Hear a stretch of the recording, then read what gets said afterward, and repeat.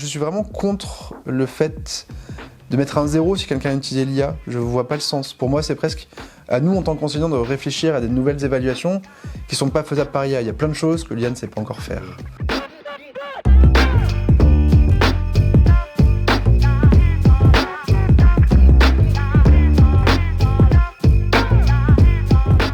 Bonjour à toutes et à tous, on est en direct de TUMO Lyon pour la journée iTeens, qui est une journée où on donne la parole aux jeunes pour parler intelligence artificielle. Et aujourd'hui, donc, on est avec Sylvain. Sylvain, pour ceux qui n'étaient pas présents aujourd'hui avec nous malheureusement, est-ce que tu peux te présenter, nous parler un petit peu rapidement de ton parcours et ton projet actuel qui s'appelle Le Bahut? Salut Antoine. Sylvain, cofondateur de l'école Le Bahut. Je rêvais, il y a 16 ans, quand j'ai créé Sido, une agence de conseil en pédagogie, plus connu sous le nom de Desmoleco, des vidéos qui expliquent l'économie en dessinant. Je rêvais à l'époque de créer l'école dans laquelle j'aurais aimé, moi, être étudiant. J'ai adoré apprendre. J'ai pas toujours aimé les cours, la façon dont ça m'était transmis. Et je rêvais d'un modèle un peu différent. Mais ça paraissait un peu fou à l'époque. Ça paraît toujours un peu fou aujourd'hui. Mais il y a 5 ans, j'ai sauté dans cette folle aventure de créer une école qui n'est pas diplômante, mais qui garantit un boulot. Alors, ça ne s'adresse qu'à des adultes en reconversion. D'accord. Et on forme à 2 métiers, enfin on a 2 formations. La première, concepteur pédagogique, conceptrice pédagogique. Donc des personnes qui sont souvent dans l'ombre des formateurs, des animateurs de formation, qui vont concevoir les supports, l'ingénierie, qui vont imaginer tout ce qui se fait à distance aussi. Donc ça, c'est le premier métier. Et ça fait 5 ans, on a plus de 200 anciens sur le marché, un taux d'emploi à plus de 95%. Et un deuxième métier plus neuf et un peu plus fou, parce que j'ai vraiment galéré pour trouver des employeurs, chef de projet en intelligence artificielle ou intégrateur d'intelligence artificielle. C'est des métiers qui sont complètement nouveaux qui n'existent pas encore. On essaie de les créer. Et bizarrement, on en parle énormément dans la société de l'IA, avec peur ou avec joie ou avec magie. Mais pour l'instant, les entreprises investissent finalement assez peu, parce qu'elles ne savent pas ce qu'on peut faire avec, n'ont pas toujours les bons process en interne, ou ça paraît un peu flou encore. Donc on veut former les collaborateurs, mais de là à investir pour mettre en place des gros projets d'IA, pas toujours si simple. Ok, super. Et justement, en parlant d'IA, aujourd'hui, on participe à une journée qui s'appelle iTeens, qui connecte plus de 16 centres TUMO qui sont actuels ou en devenir. Donc c'est une conférence qui s'est lancée au Japon ce matin et qui va se conclure aux États-Unis. Qu'est-ce qui t'a motivé, toi, aujourd'hui, à venir participer à cette journée, à animer une keynote, puis après, plus tard, une table ronde? Je trouve que l'IA est plutôt mal utilisée dans ce que je vois dans les usages, et je forme énormément d'enseignants qui se plaignent d'avoir des étudiants qui utilisent l'IA pour répondre aux devoirs, mais sans esprit critique, sans recul. Et oui, l'IA écrit bien, fait pas de fautes, fait des phrases avec un sujet, verbe à complément, donc ça paraît pas mal. Dans le fond, qu'est-ce que c'est creux et chiant. Carrément. Sauf que je comprends, moi aussi, j'ai recopié, alors c'était pas Wikipédia, je suis trop vieux, c'était Universalis à la bibliothèque. Je me suis fait coller d'ailleurs, je me rappelle en 4e en musique, j'ai fait un exposé sur Sully. Je voyais pas l'intérêt, j'ai copié-collé, j'ai pas su l'expliquer, j'ai pris une colle et un 0. Mais je comprends que les étudiants fassent pareil. Et si on comprend pas le sens du cours, ou si on se sent pas très bon, l'IA, on a l'impression qu'elle est forte. Pour moi, c'est pas les bons usages. Donc je voulais partager d'autres usages qui me semblaient plus intéressants. Et notamment, je trouve que l'IA est très intéressante quand tu lui apportes un contenu qu'on connaît, qui est fiable, qui est sûr, comme un chapitre de cours. Et là, ce matin, on m'avait donné un exemple de 4 pages sur l'Égypte ancienne, un chapitre de cours de 6e. Okay. Et je m'étais donné le défi de le traduire en 6 contenus pédagogiques de révision, en 30 minutes. Et on a fait ensemble une chanson en rap, en métal et en pop rock, avec les mots-clés qui donnent envie, qui permet de se rappeler le cours le matin dans le bus avant d'aller à l'école. On a fait une bande dessinée en 10 vignettes un peu sympas, pour qu'on se plonge dans l'univers graphique aussi de l'époque, et qu'on ait aussi des éléments visuels qui restent en tête quand on fait son devoir écrit. On a fait un podcast, pareil pour le bus, avant de se coucher. C'est génial d'avoir une histoire de 15 minutes en français, entre un prof et un élève qui échangent sur le sujet. On a fait un prof virtuel qui pose des questions de quiz avec une difficulté croissante et qui fait un feedback à chaque réponse pour aider à bien retenir, sur ChatGPT. Et on a terminé par un quiz. Ah non, on a fait 2 choses encore. Un quiz avec Quiz Wizard, une application belge vraiment géniale. Alors il y a des flashcards, il y a du QCM, il y a des textes à trous. C'est gratuit, c'est assez efficace, pareil, pour réviser à la maison, sachant qu'il y a toujours les réponses indiquées pour savoir si on ajuste ou pas. Et on a terminé par mon outil chouchou, Gamma, qui permet de faire des présentations, des exposés. On lui donne le contenu, il fait des slides, c'est joli, c'est propre, c'est très simple à changer, et c'est plutôt de qualité. Ça n'empêche qu'il y a toujours un peu de retravail derrière, d'où c'est intéressant pour la révision, parce qu'on connaît son contenu. Attention, de ne pas lui demander de faire un exposé sur un sujet qu'on ne maîtrise pas. L'IA risque de raconter n'importe quoi, d'halluciner, comme on dit, et vous ne saurez pas défendre votre exposé. Il est intéressant que l'IA soit là pour vous compléter, pour vous augmenter, mais pas pour faire le boulot à votre place. Et donc tout ça, vous l'avez fait en 30 minutes top chrono. On a fait tout ça, ils vont pouvoir repartir avec leur contenu, et c'est des outils gratuits, et j'espère qu'ils vont pouvoir les réutiliser, ça va leur donner envie. Trop cool. Et d'avoir plein d'exemples. Et justement, là, tu as cité Gamma, qui était un de ces outils. Est-ce que pour ceux qui ne les connaissent pas, tu peux juste rapidement les citer, l'outil de BD ou l'outil de podcast, par exemple? La bande dessinée, c'est Dashtoon, Ok. qui permet de faire des BD qu'on diffuse en ligne. Le podcast, c'est Notebook LM, l'outil Google, qui permet de traduire des sujets complexes en podcast. Les chansons, c'est Suno. C'est génial, Suno. Ça, pour le coup, je connais. C'est vraiment marrant.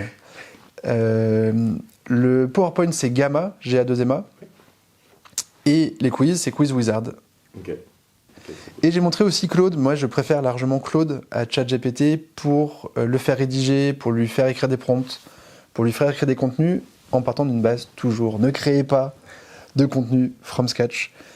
Demandez à l'IA de les travailler à partir d'une source que vous leur apportez qui sont fiables. Merci Sylvain.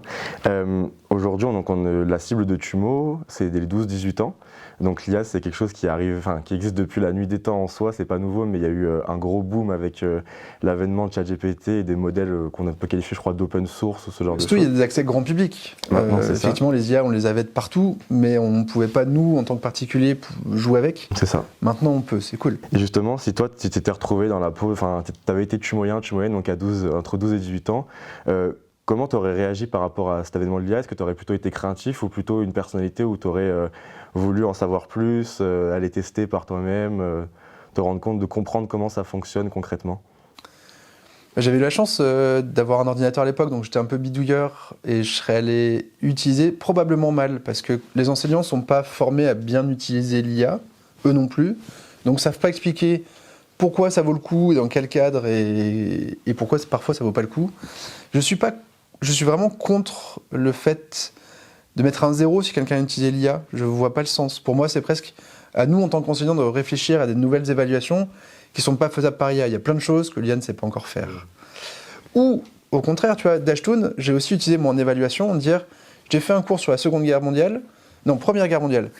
Bataille de Verdun, tu dois illustrer des poilus qui vont au front en 10 vignettes. Et si tu lui mets juste ça, il va te faire un truc un peu foireux. Par contre, si tu expliques les costumes, la langue de l'époque, leur tenue, leurs âges, ils étaient vachement jeunes, à quoi ressemblaient les terrains à côté de la bataille de Verdun, là, tu aurais une BD vraiment de qualité et le prof pourra se dire, putain, il a vachement compris le cours, parce qu'il est capable d'en faire quelque chose d'intéressant. Celui qui mettra un prompt de base, il aura une jolie BD, mais sans intérêt. Ouais. Donc là, ce que tu viens de décrire, c'est le principe du prompt. Finalement, c'est un peu ça, ouais, c'est de savoir ce qu'il faut dire à l'IA pour qu'elle te fasse quelque chose qui répond parfaitement à ce que tu avais en tête. Est-ce qu'il y a un prompt magique ou des étapes, entre guillemets, à respecter pour que l'IA nous procure un résultat qui est plus que satisfaisant et qu'après, derrière, on puisse itérer, donc répéter pour vraiment arriver à ce qu'on recherche? Presque le prompt magique, c'est de ne pas demander à l'IA de produire tout de suite le résultat, mais de te questionner sur ce qui lui manque pour t'apporter un résultat de qualité. Okay. C'est voilà, je veux faire une bande dessinée sur des poilus qui vont sur la bataille de Verdun. De quels éléments tu as besoin pour me produire un script de grande qualité? Il va dire, je veux une histoire, je veux des personnages, je veux des costumes, je veux des âges. Et donc, ça va être à toi de compléter ces éléments. Et à la fin, il va t'écrire ton prompt. Tu rouvres une fenêtre, tu mets ce prompt, et là, il te fait un truc incroyable. Trop cool. Et donc toi, Sylvain, au-delà du bahut, tu as un parcours plutôt entrepreneurial. Et donc aujourd'hui, tu as fondé cette école. Quel est ton rapport, toi, aujourd'hui, avec l'intelligence artificielle? Est-ce que tu l'utilises au quotidien dans le développement du bahut, dans les activités? En fait, de l'IA, on en a partout, et c'est celle qui est la mieux intégrée, voire la plus dangereuse parfois. On va râler... Je t'ai dit que j'étais très engagé dans la lutte contre la désinformation. J'ai une association qui s'appelle C'est vrai ça, qui lutte sur LinkedIn contre les bêtises, contre le bullshit. Et honnêtement, il n'y a pas une hausse du bullshit depuis 2 ans et demi, pas particulièrement. C'est certes plus facile à produire, mais on n'a pas tous envie de produire de la merde, dans l'idée. Et du coup, moi, les IA qui me font le plus peur, c'est les IA algorithmiques dans Facebook, dans Insta, dans TikTok ou dans LinkedIn, où si tu as cliqué sur des contenus potentiellement faux, après tu ne verras que des contenus dans cet univers-là, mais tu sais pas que c'est des IA qui t'imposent ce contenu-là. Ça te semble juste parce que finalement ça rentre dans ton univers de pensée et tu as du mal à en sortir. Donc l'IA générative, j'en ai pas si peur. Et de l'IA, on a déjà partout sur plein d'outils. Dans même ton T9 à l'époque, dans tes SMS, qui imagine le mot que tu dois écrire, c'est une sorte d'IA aussi. Donc oui, j'en ai de partout. Après, j'utilise moi beaucoup pour m'aider à écrire parfois, genre un livre blanc. Avant, ça me mettait des semaines avant de publier un livre blanc de 40 pages. Si j'ai mon contenu, si je sais ce que je veux, si j'ai mon sommaire en tête, maintenant ça va me prendre 3 heures de sortir un 40 pages de qualité. Il y aura quand même encore une journée de travail dessus parce que je vais réécrire des choses, je vais changer des éléments. Mais c'est pas écris-le-moi, hein. C'est fais-moi le premier paragraphe, je vais te dire si je suis OK ou pas. Non, il te manque telle idée, est-ce que tu peux recommencer par un travail d'itération. Mais très honnêtement, je n'utilise pas l'IA tous les jours. Okay. Si Gamma, je fais pas des présentations tous les jours non plus, des supports de présentation, mais dès que j'en ai une, je vais utiliser Gamma. Je vais utiliser Claude, je pourrais plus m'en passer parce que ça écrit du code, parce que ça fait du texte, parce que ça me permet de débugger, parce que ça m'a permis d'installer Whisper, une autre application que je recommande à tous les enseignants, d'installer qui permet de retranscrire des vidéos. Donc pour faire des sous-titres, pour l'accessibilité, c'est génial. Ouais. Ou pour écrire des sous-titres en anglais d'une vidéo en français pour que les étudiants apprennent l'anglais, ou inversement, sur une vidéo en anglais, mettre des sous-titres en français. Avec YouTube, c'est pas génial. Whisper, c'est vraiment de très bonne qualité, et c'est un outil open source qu'on peut installer sur son ordinateur. Sauf qu'on ne sait pas tous faire ça. Et c'est là où l'IA peut vous aider. Cool. Vous allez dans le chat GPT, vous donnez le code GitHub, le code source de Whisper, et vous dites « Je veux installer ça sur mon ordi, guide-moi étape par étape, je suis un débutant ». Il va commencer par dire « Ouvre-moi ton terminal ». Et franchement, je crois que j'aurais répondu pour déconner « Je ne prends pas l'avion aujourd'hui, de quoi tu me parles ?» Et non, en fait, si on n'a jamais ouvert ce truc noir chelou avec des codes qu'on comprend rien, ce qui s'appelle le terminal sur PC ou sur Mac, il va te dire c'est une application, tu tapes terminal dans ta recherche, tu ouvres et tu mets sudo je sais pas quoi. Et là, il me dit bug. Tu copies-colles le bug, tu dis à ChatGPT j'ai un bug. Et il dit oui, parce que tu n'as pas installé une librairie Python.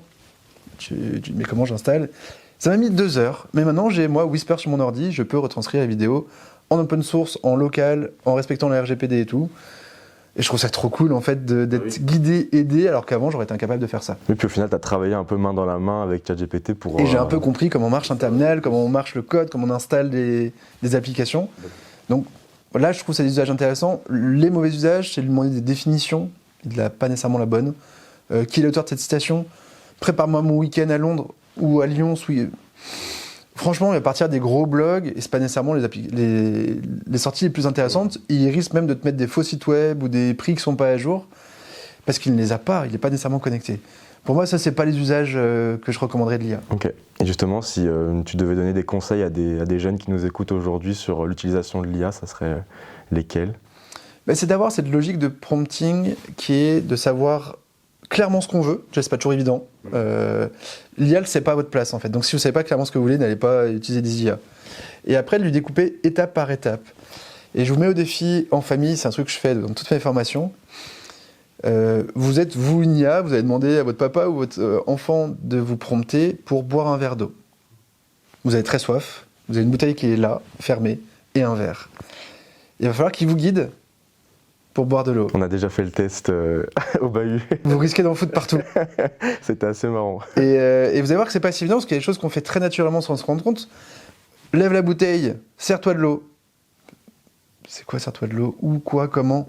Alors tu sers de l'eau, arrête. Mais arrête quoi ? Ah non, c'est repenche la bouteille à 45 degrés vers le haut pour que du coup l'eau ne coule plus. Parce qu'en fait, il n'y a rien d'évitant pour une IA. C'est pas un humain. Il ne faut pas penser qu'elle fait mieux que vous. Ok, super. Et petite dernière question un peu bonus. Si tu devais choisir un mot pour résumer Tumo, quel serait-il ? C'est une chance de ouf. Moi, j'aurais adoré avoir des conférences comme ça, plus jeunes, pour qu'on me guide, qu'on me donne des idées, qu'on m'inspire un peu à découvrir des univers qui ne sont pas si accessibles. Parce que finalement, l'IA est un sujet assez complexe et tous les parents ne sont pas capables d'aider, tous les profs non plus. Donc c'est génial d'avoir ça gratuit en région Auvergne-Rhône-Alpes. C'est une chance. Merci Sylvain. Et pour ceux qui nous écoutent, vous l'aurez compris, inscrivez-vous à TUMO pour pouvoir assister à ce genre d'opportunités et même pour développer des compétences dans les domaines du numérique qui sont des domaines d'avenir. Merci à tous.